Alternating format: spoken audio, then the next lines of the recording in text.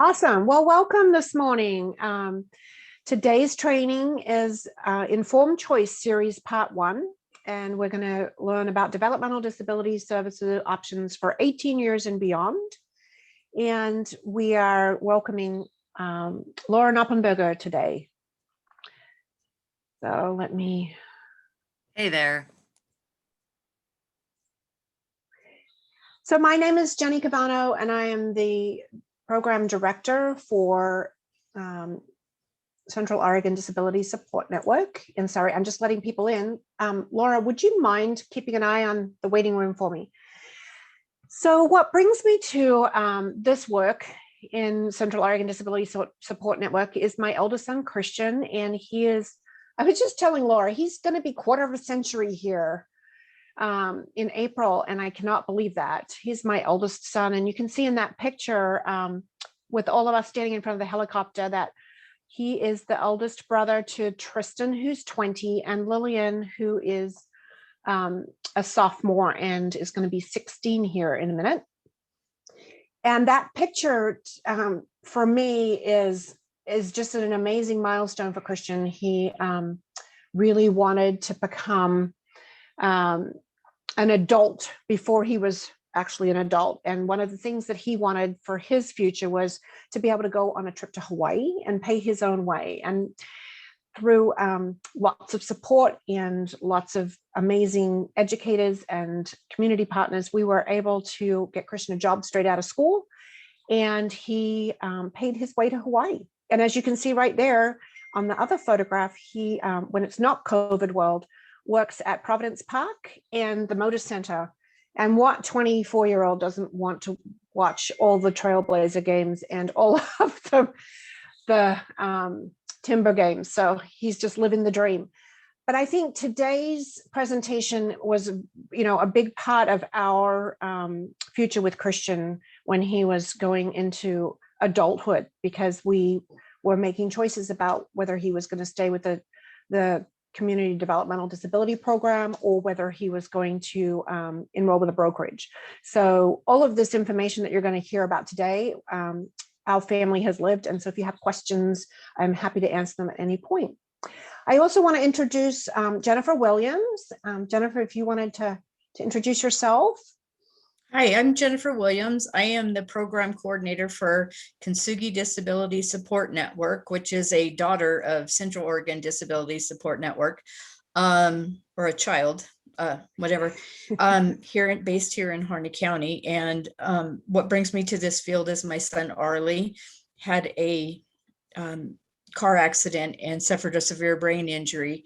And so we learned quickly about the world of disability and services and the lack of knowledge that our community kind of had about how to help folks with disabilities. So that brought me to this work. I don't want anybody to feel left out or different or uneducated or whatever. We're all in life together. And so that's my goal, is to help everybody succeed.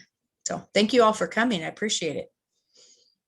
Thanks, Jennifer. And thanks for bringing Laura. This is the work of Kintsugi today. So just a couple of housekeeping for those of you who have joined.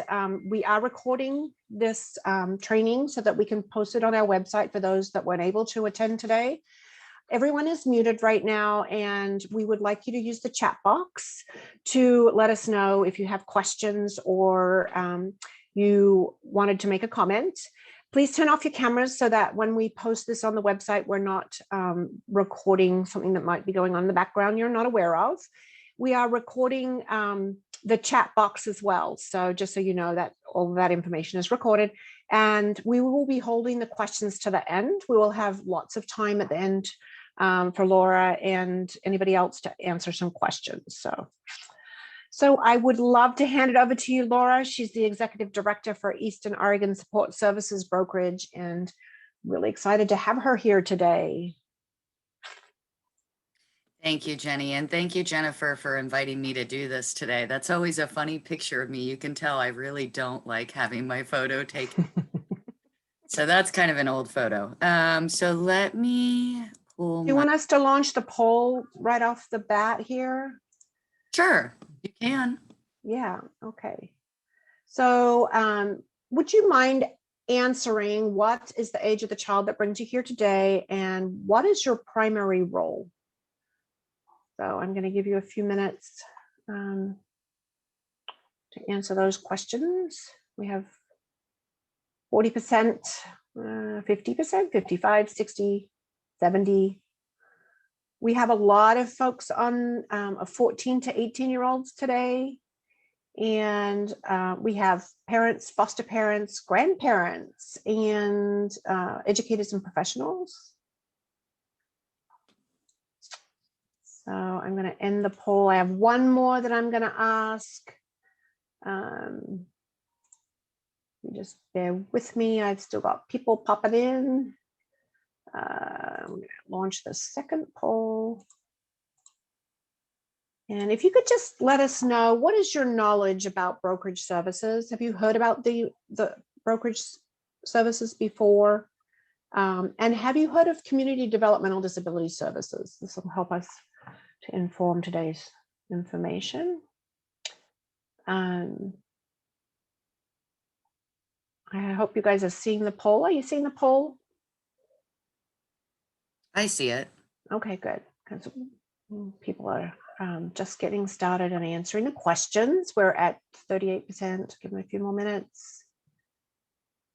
And yeah, so we have quite a few people that have not heard of either. And about 36% that say that they have some limited knowledge about brokerages, but we have quite a lot of people who know about developmental disability services, so that's great. All righty, go ahead, Laura. Okay, you want to stop sharing on? Yep, I can do that. Okay, share screen.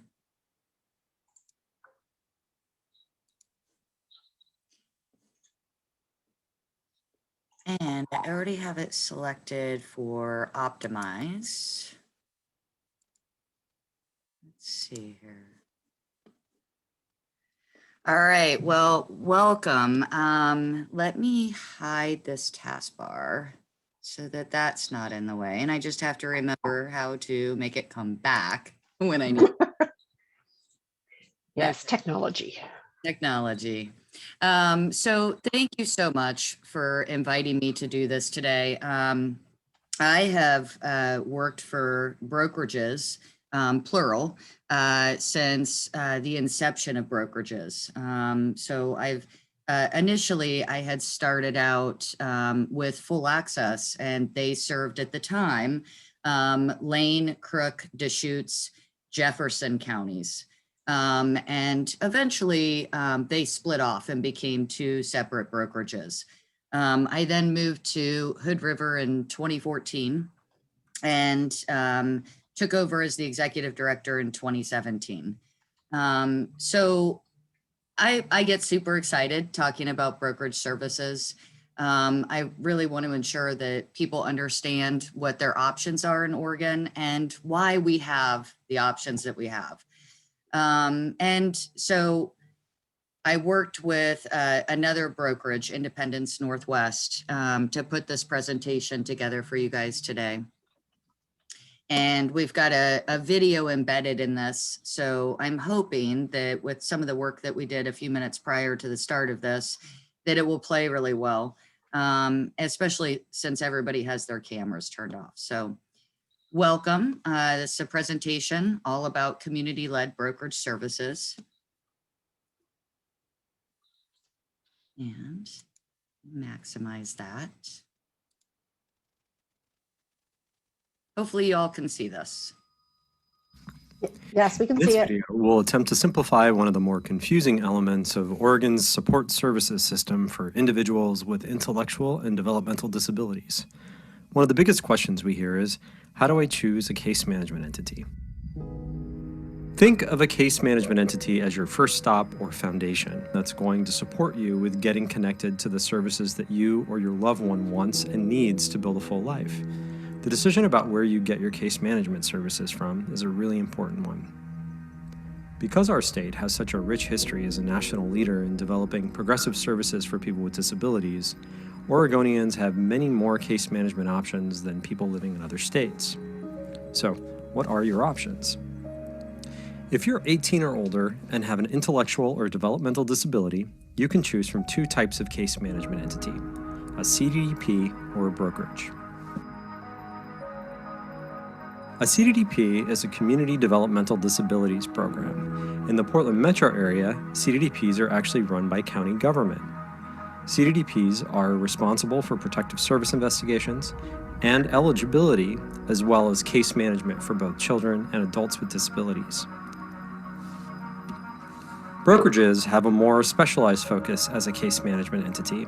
We solely provide case management and resource connections to people 18 and older who live in their own or family home. We are community-led, primarily nonprofit organizations who act as systems navigators, advocates, and connectors. Depending on where you live, you may have multiple brokerages to choose from. Brokerages came into existence as the result of grassroots advocacy by self-advocates, families, and community members driven to create essential services with a person-centered approach. So, why are there so many options? Well, there's a bit of history there. The short of it is this. From 2001 until 2013, when you turned 18 years of age, and if you had a developmental disability and you lived at home, your sole option was to receive services from a brokerage. In 2013, Oregon's funding changed, moving under the Affordable Care Act. That's where the K plan comes in. At that time, a decision was made at the state level to allow Cddps to provide case management to the same population that brokerages have been serving for the past 13 years.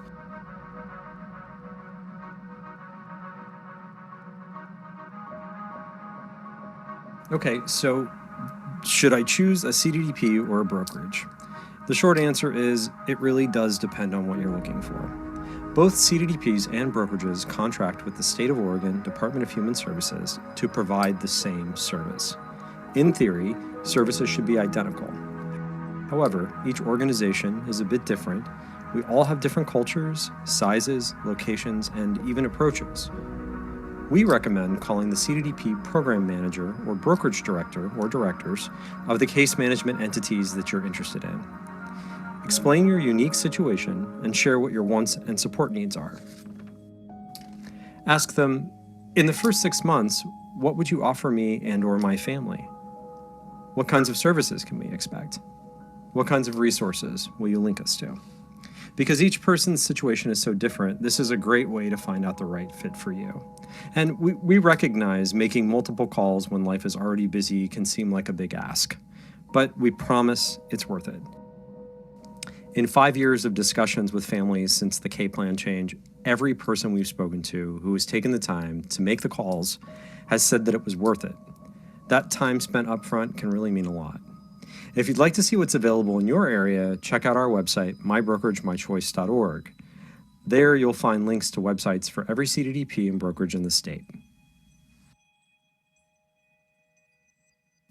Once you've chosen your case management entity, just call the local Cddp where you received your eligibility. If you're choosing the local Cddp, they'll assign you a case manager known as a services coordinator. If you're choosing a brokerage, the Cddp will contact the brokerage and then start the transfer process. Once the brokerage receives your file and contact information, expect to hear from a brokerage personal agent who will visit with you in your home or setting of your choice to go over entry paperwork and get services started. Please keep in mind that your choice of case management entity is not a permanent thing. You can always switch to another brokerage or Cddp in your area if you'd like services elsewhere. And if you move anywhere in the state of Oregon, there's at least one, if not more, brokerages and Cddp in every one of Oregon's 36 counties.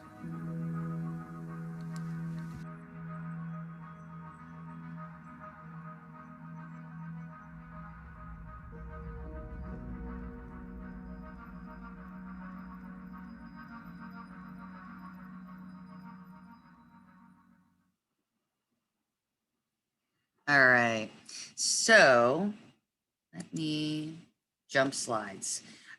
So as I said at the beginning, I work for Eastern Oregon Support Services Brokerage. We actually serve 13 counties in Eastern Oregon.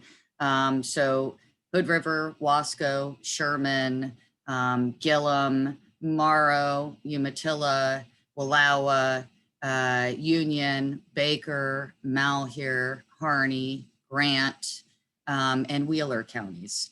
So we have kind of a wide territory, and all of our staff, with the exception of those that are based in Hood River, they work from home offices. They live in the communities that they support.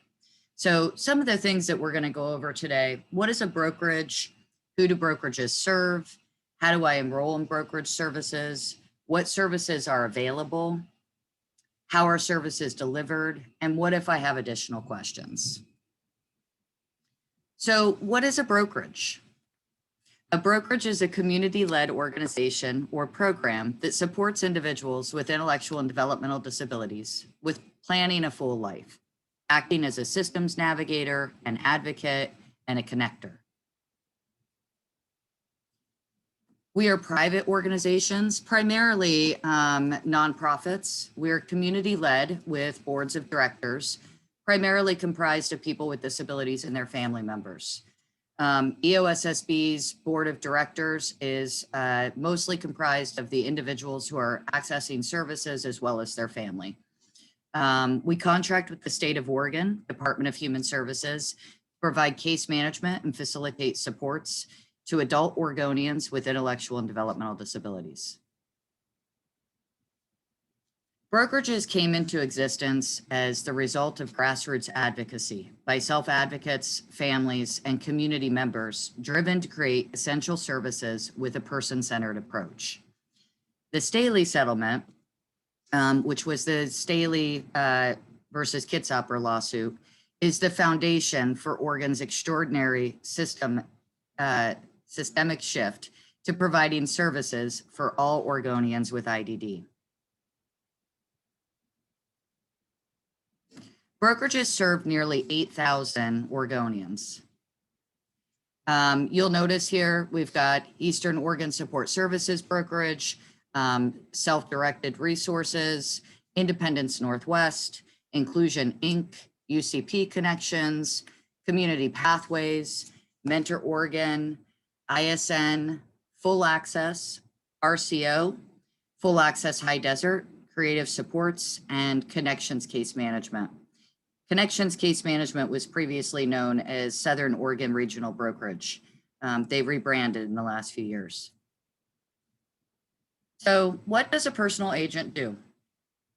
Larry talked about this in the video that he put together, and it's also in a couple of these slides. It's integrally, it's very integral to us. Our philosophy is such that we really believe in being navigators, advocates, connectors, cheerleaders, case managers. We hold a lot of different hats. So as a navigator, we are the primary link to accessing and understanding resources and services. So that could be things like accessing Medicaid, accessing SSI. We advocate. So we are support that you can rely on when you need help with understanding situations. We love being at the table in terms of coordinating with other people who are on an individual's team. So we'll come to an individualized education plan. We'll come to an individualized plan for employment meeting with VR. We're at your side anytime you ask us to be. We're a connector. So if you're looking for any particular resources as you're trying to develop your plan and you're not sure where to find a provider, or you want help interviewing and considering potential supports, we're here to connect you and help with that. We're also a case manager. So because we're a contracted entity with the state of Oregon, we're a Medicaid provider. There's paperwork that needs to be done anytime you're accessing services like this. So we're here to make sure that your plan has allowable supports in place and that we're monitoring the services that you're accessing and that things are really working well for you and that you enjoy the services that you're getting. So brokerages are navigators, advocates, and connectors. We help with case management, resource and referral, person-centered planning, advocacy, connections to providers. We'll participate in IEPs and IPEs. We're there to be a partner. We help with accessing goods and services. So there's a plethora of services that can be paid for with Medicaid funds. Some of those are listed here, not all of them. So assistive devices, assistive technology, chore services, environmental safety modifications, family training, vehicle modifications, and specialized supplies. We also help you with finding and connecting with providers who can offer direct services, such as community living and inclusion supports, respite care, skills training, behavioral supports, supported employment, discovery, job coaching, and job development.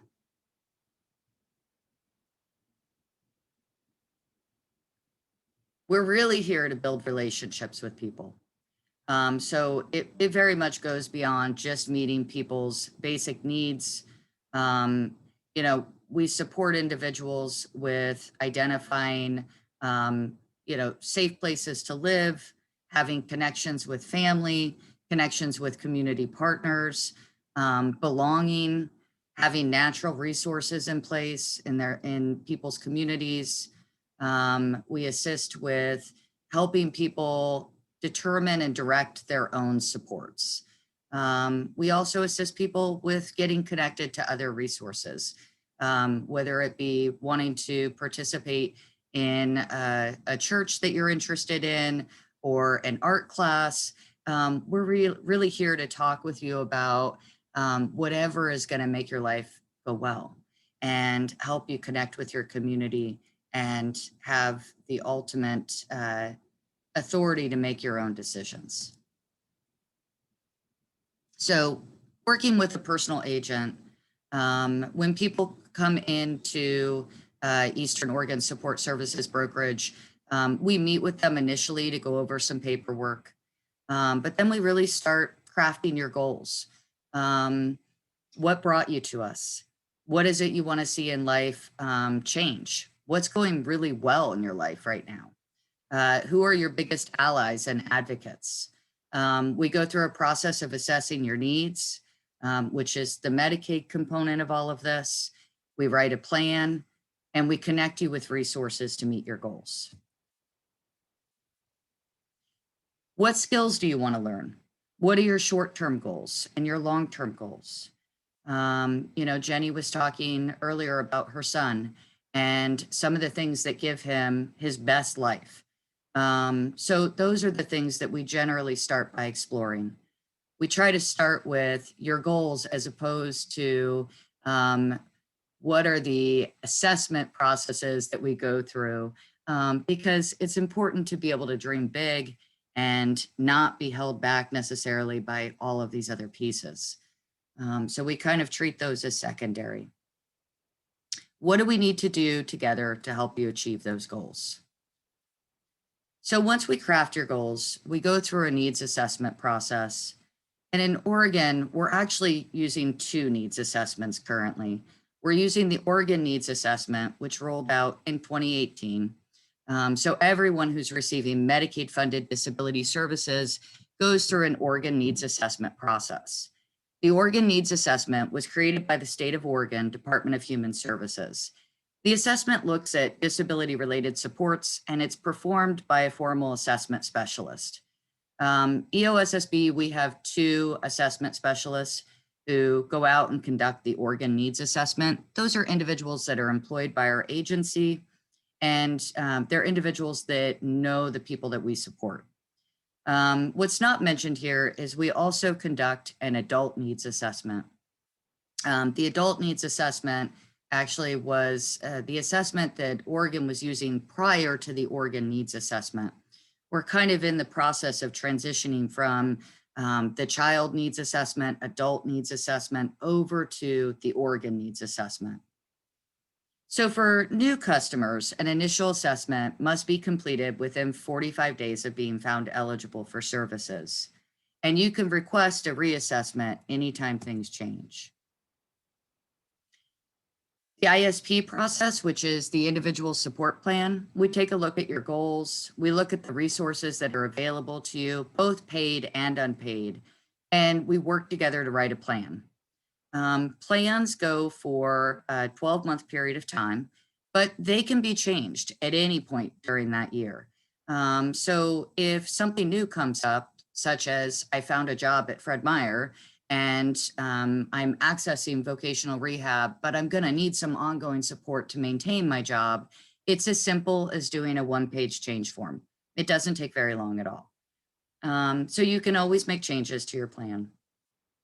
Oregon uses the same format for ISPs across all services. So what that means is that if you are accessing your services through Cddp, or you're accessing services through a residential program, like a group home or a foster home or supported living or a brokerage, the layout of your ISP is going to look exactly the same, regardless of the service setting that you might be accessing. What the plan will say is going to vary. It will vary from situation to situation. But the actual layout of it, they're pretty straightforward. So for new individuals, an initial plan is written 90 days from the date of eligibility. Plans last 12 months and they can be revised at any time. Finding the right supports. Depending on your goals and needs, you may employ a variety of supports, which could be natural supports like family, friends, neighbors, people who are connected with you through your church. Existing social service supports such as school districts, VR, housing organizations, as well as providers. I said this earlier, but anytime life changes, it always changes. You can make changes to your plan. It's as easy as calling your personal agent. I really wanted to make sure that people have the opportunity to ask questions. So I tried to keep this fairly short. But if you want to access additional resources, on the mybrokerage.mychoice.org site, there are other videos in addition to the choice advising video that we watched earlier. There's videos on what will my personal agent do for me and how do I become eligible for services. You can also access information on EOSSB's website.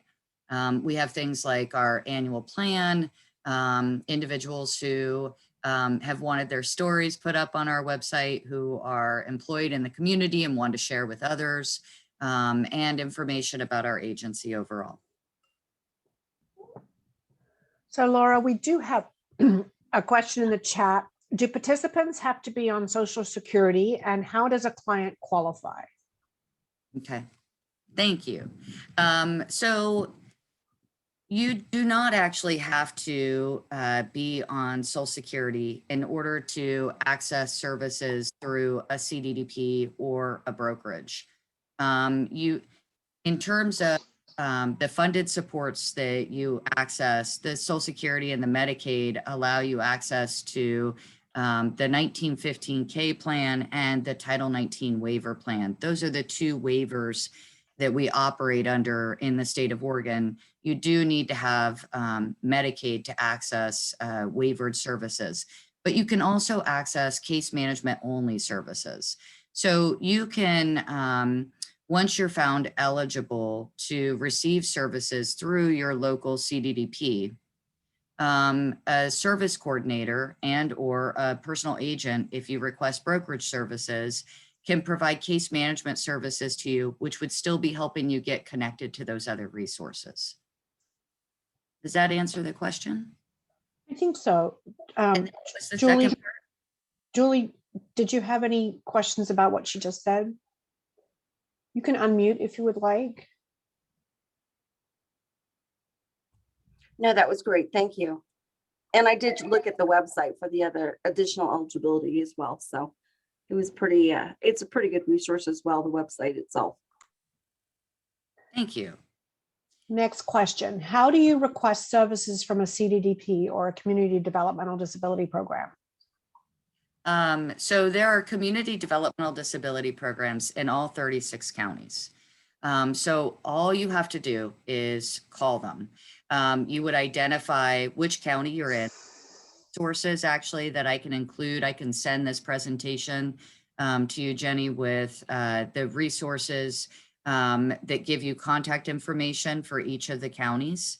There's also a state website that has all of the county programs listed on it as well. So for example, if you're in Harney County, you would contact Cemetery Care. If you're in Malheur County, you would contact Lifeways.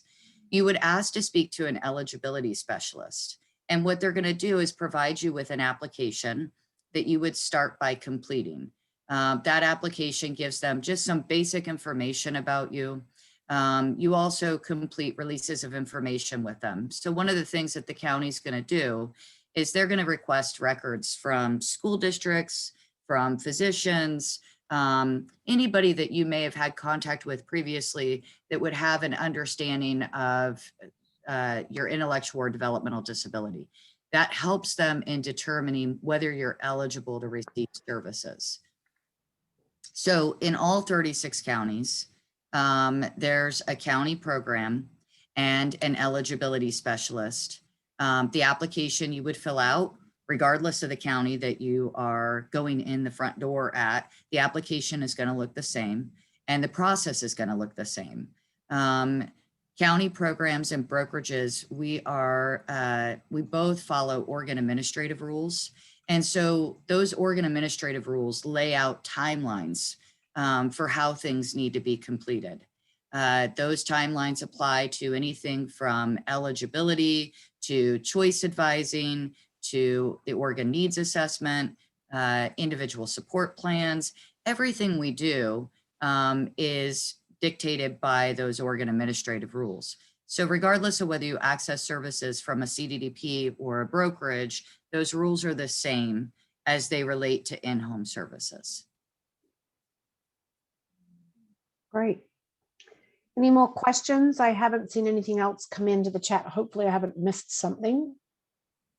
If you have a question, feel free to unmute and ask. And let me hit escape on this.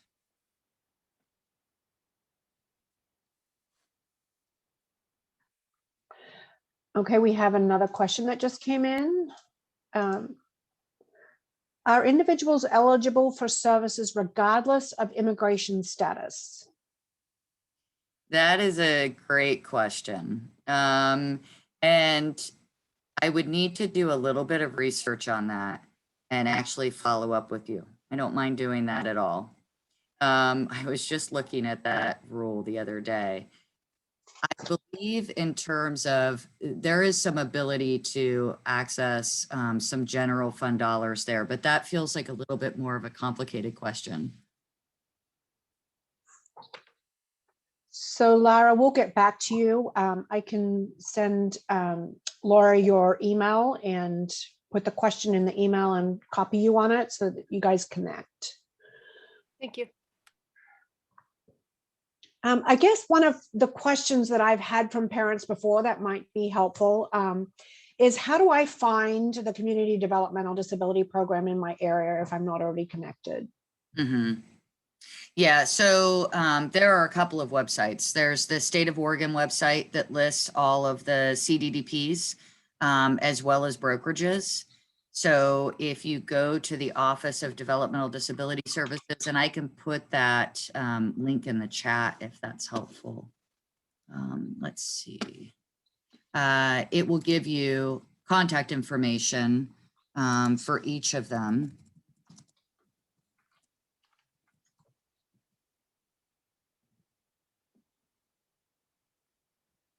While she's looking that up, does anyone have any other questions? Found it.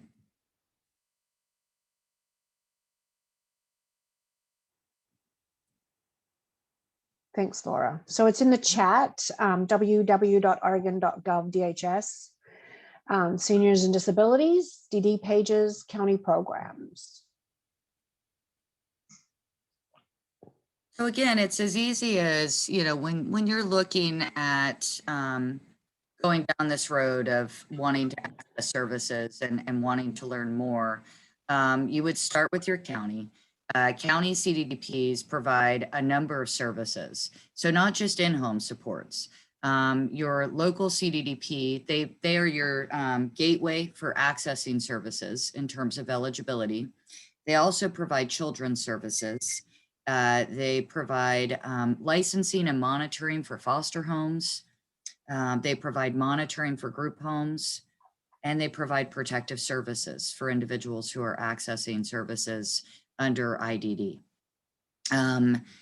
So anytime you're looking at accessing funded supports in Oregon, you would start with your county developmental disability program. And once you get through that eligibility process, your county program should provide you with choice advising.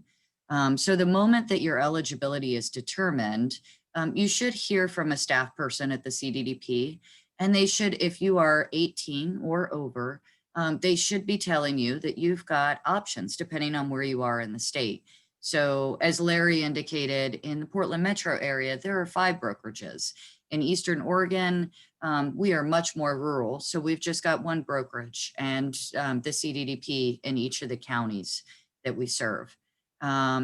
In Lane County, they have 2 brokerages. So it just sort of depends on where you are, but that's one of the things that the eligibility specialist should be talking with you about, and or service coordinator, to say, here are your options. Do you want to call Laura and see what it is the brokerage might be able to provide? That way you can make a good informed choice about what's going to work best for you and for your family. And again, as Larry said, you can always make the decision that you want to go back to the county. Choice advising happens from both directions. So it happens initially when you become eligible, but then it also happens annually. And it happens anytime something is coming up. So anytime somebody has a concern or dissatisfaction about their services, one of the things that we always talk with people about is, if you're not satisfied with our supports, we can help assist you to re-enroll with the county. You can move anywhere in the state of Oregon and receive in-home services. Your services are portable within the state. Oregon's the only state that has this system. It's very comprehensive and robust. And it's, in terms of navigation, it is fairly easy to take your plan that you've already developed with me, and you can take that plan anywhere in the state. And where you land, that brokerage or CDDP, they'll pick that plan up with you and they'll be like, okay, here's what we got. What do we need to change about this to make it specific to the area that we're living in? I don't see any other questions in the chat, but I thought maybe I could speak a little bit to that, Laura, because our family had personal experience where when Christian turned 18, we were actually one of the first families that was rolling out in the new K-Plan choice advisory system. And so we were given the choice of either going to a brokerage or staying with the CDDP, the Community Developmental Disability Program. And in the beginning, because I already knew that system, we as a family decided that was the best option for us. But after a while, we learned that maybe the brokerage was a better option. And so we did move to a brokerage that was actually not in our county. It was a county next to us, but we felt like that was a better fit for our family. And that county, that brokerage was a part of our life, or our son's life, for 4 or 5 years. Then Christian made another choice. He decided that he didn't want to live within our home anymore. He wanted to move out. And when we looked at all of the options, he moved into adult foster care. And so he went back to the Community Developmental Disability Program and is now receiving case management through them. So we moved between those systems pretty fluidly. And I mean, with any change, there's always things that when you're rolling it out, you don't, as a parent, know what the outcome is going to be, but there were always people there to help us walk through that process. Mhm. So I think, for our family, that was definitely an advantage that we could go between the two systems whenever we needed to change. Yeah, and it's really dependent on where you are at that moment in time and what your Mhm. goals are. Melissa has her hand raised. Melissa, do you want to unmute? I'm sorry, I was trying to type and I thought it was just too much. Sorry. I was just kind of curious, Laura, if in your county, because you are so tiny, we are tiny in rural counties, if a referral that I have, if they resist reaching out to the local CDPP or the brokerage, are they allowed to go between counties and ask for assistance that way? Can you give me a little bit more information? They're not comfortable with reaching out to the county that they're in. Is that what you're indicating? Yes. Mhm. Okay. But they need their eligibility established. Correct. Okay. I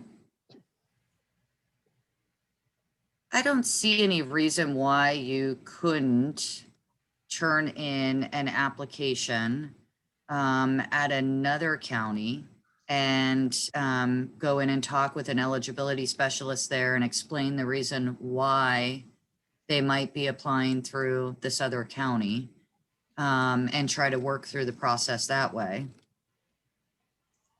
Okay, great, Laura. Thank you. I frequently get asked that question, and that's why I thought I'd ask it. Thank you so much. Yeah, I mean, I think any CDDP is going to help try to get the person where they need to go. So, I think if there's a mitigating issue there, again, the application for services, it's not different, regardless of where you are in the state. So it's the same application. So they could certainly go in and get that process started and then try to figure out, do they maybe need a geographic exception? Because those are sometimes approved. So the state of Oregon can say, all right, this person's in Baker, but we've approved a geographic exception for them to be served through CHD in Union County. So that does sometimes happen. Great. Thank you, Laura. Mhm. Great questions. Anybody else have any questions that they want to ask before we move on? I have a couple of things that I wanted to go over as we move towards the end of our time together. I'll give another minute. Maybe you're processing and thinking. There's a lot of information if you're new to this. And you can always reach out to Laura or I or Jennifer at a later time if you have questions that come up. That's part of what we do. Yeah, and I get phone calls, I would say on a weekly basis, where people are just interested in learning more about services and where they start. Oftentimes people will ask me, what is my local CDDP program here? And I'll put them in touch with that eligibility specialist. So I will generally link them via email or by phone call, just so that they've got that warm handoff and support to be able to access somebody at their local CDDP. Awesome. Jenny, is there anything you think I didn't cover? No, I don't think so. I think a lot of times I don't know that people know what questions to ask until they're in the middle of the process. And so I think that's where having someone that you can ask those questions to is very helpful.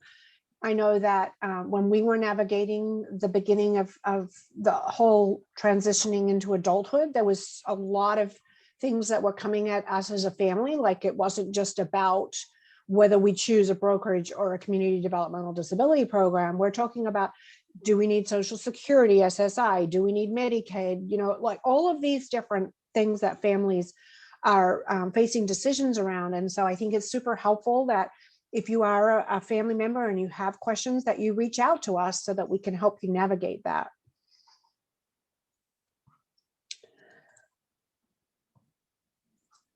Okay, so we've come to the end of Laura's presentation, unless we end up with a couple of more questions. We have about 10 minutes here.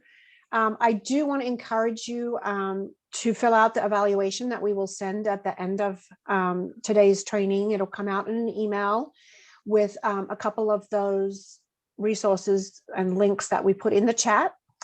And once you filled out an evaluation, we'll be happy to put you into a drawing for a $15 gift card.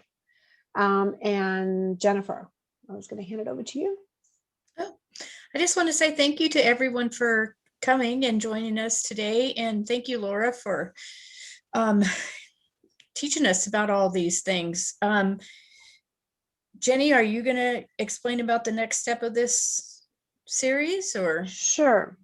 So part of the process of transitioning into adulthood is talking about what supports that young person needs as they are navigating their whole life. So we thought that it was very fitting to add to this whole informed choice piece about what is the difference between supported decision-making and guardianship, and looking at what is something that we all do as adults, which is make decisions with support. And so I'd love for you guys to join us on April 23rd. Sorry, the flyer doesn't have the date on there, but it is April 23rd at 11:30 with our guest speaker from the Arc of Oregon, Emily Brayman.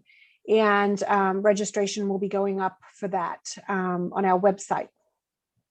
I also would like to let you know about an amazing opportunity that is rolling out super fast, our Strong Start Leadership Training, which launches on April 3rd, and we are accepting applications through March 30th. And we're looking for people that are raising a child with a disability, that are wanting to be a leader and wanting to learn more about advocating for their child. We're also looking for self-advocates that are adults that would like to be movers and shakers in their communities, because we all need to be banding together and advocating for change, both at the system level and the local community level. So we have launched this program yesterday. It's on our website. Participants receive a $500 stipend. There's an application process either online or through a paper form that you can print out and either email or mail to us. And I will include the information for the Strong Start Leadership Training also in the email at the end of today. So I just want to say thank you everyone for joining us. We really appreciate it. I see there might be one more call. Oh, nope. So somebody's saying thank you. Wasn't a question. Yeah, you're all very welcome. And I'm giving you an early mark. And I don't get to do that very often. So have an absolutely wonderful day. Thank you so much for having me today. Thank you for Thanks, coming. Laura. Thanks for joining us. And thanks to Larry for all his work in this area. I know, right? He is quite gifted. And Jenny, I did circle back and look at that rule, just so you know. So I Oh, did good. information on that. Okay, great. Yeah, I wrote myself a note. I will connect you guys after this.